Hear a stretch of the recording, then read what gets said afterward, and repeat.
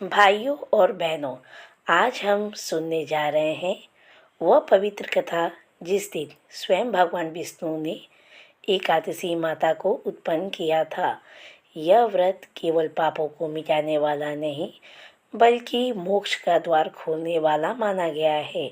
तो आइए श्रद्धा और भक्ति से कथा सुनते हैं उत्पन्ना एकादशी व्रत की अद्भुत कथा। कथा शुरू करने से पहले आप सभी भक्तजनों से मेरा रिक्वेस्ट है कि चैनल को सब्सक्राइब कर लीजिएगा और कमेंट्स में हरे कृष्णा लिखना ना भूलें। कहा जाता है कि जो व्यक्ति उत्पन्ना एकादशी का व्रत सच्चे मन से करता है उसके जीवन के सारे पाप नष्ट हो जाते हैं और उसे भगवान विष्णु की कृपा प्राप्त होती है।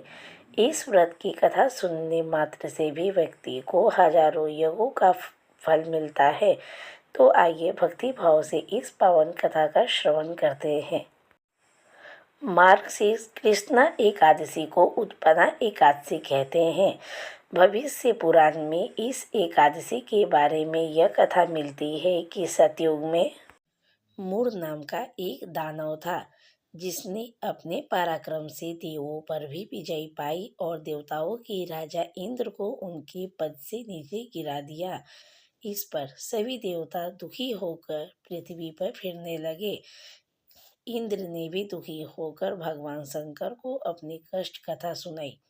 शिव ने उन्हें भगवान विष्णु के पास जाने की सलाह दी। देवताओं ने क्षीर सागर के तट पर जाकर भगवान विष्णु की स्तुति करके उनका आवाहन किया। श्री विष्णु ने प्रकट होकर देवताओं का हाल सुना तो उन्हें मूर नामक दानव पर बड़ा क्रोध आया। उन्होंने मूर को समाप्त करने का वचन दिया और अपने बाणों से सभी दानवों को मार डाला, परंतु मूर नहीं मरा।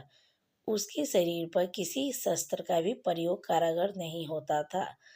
तब विष्णु ने उससे मल युद्ध करने का निश्चय किया। बहुत दिनों तक मूर से उनका मल युद्ध होता रहा, परंतु वह तब भी नहीं मरा। यह देखकर कि किसी देवता के वरदान से वह अजय है, श्री विष्णु उससे मलयुद्ध करना छोड़कर बद्रिकाश्रम की एक गुफा के अंदर जाकर विश्राम करने लगे। मूर भी भागता हुआ उनके पीछे गया और गुफा के अंदर जा पहुंचा। यहाँ विष्णु को सोते हुए देखकर उसने उन्हें मार डालने का विचार किया। उसी समय श्री विष्णु भगवान के शरीर से एक महातेज युक्त कन्या प्रकट हुई। वह कन्या दिव्य शस्त्रों से सुसज्जित थी। विष्णु के तप और तेज के अंश से उसका जन्म हुआ था, इसलिए थोड़ी ही देर में उस कन्या ने मूर के शरीर को छीन छीन कर डाला। इतने में विष्णु भगवान भी अपनी निद्रा से जगे। उन्होंने मूर के शरीर खंड देखे। कन्या भी हाथ जोड़े हुए उनके सामने आ खड़ी हुई।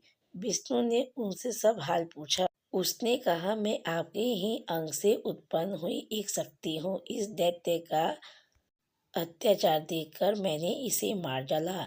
भगवान विष्णु अपने कन्या के इस पराक्रम पर बड़े प्रसन्न हुए और उससे कोई अपनी इच्छा का वर मांगने को कहा।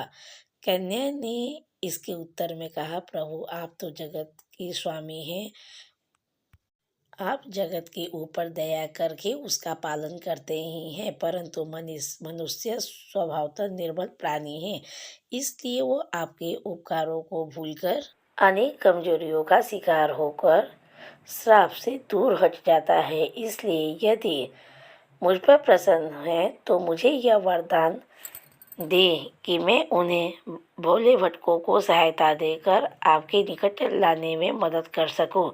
विष्णु भगवान ने प्रसन्न होकर कन्या को यह वरदान दिया और उसकी मंगलमयी भावनाओं से संतुष्ट होकर कहा, पुत्री, जो लोग तेरा आदर करके तेरी कृपा प्राप्त करेंगे उन्हें अपने जीवन में मेरी कृपा और मरने पर मेरे लोकों का वास प्राप्त होगा।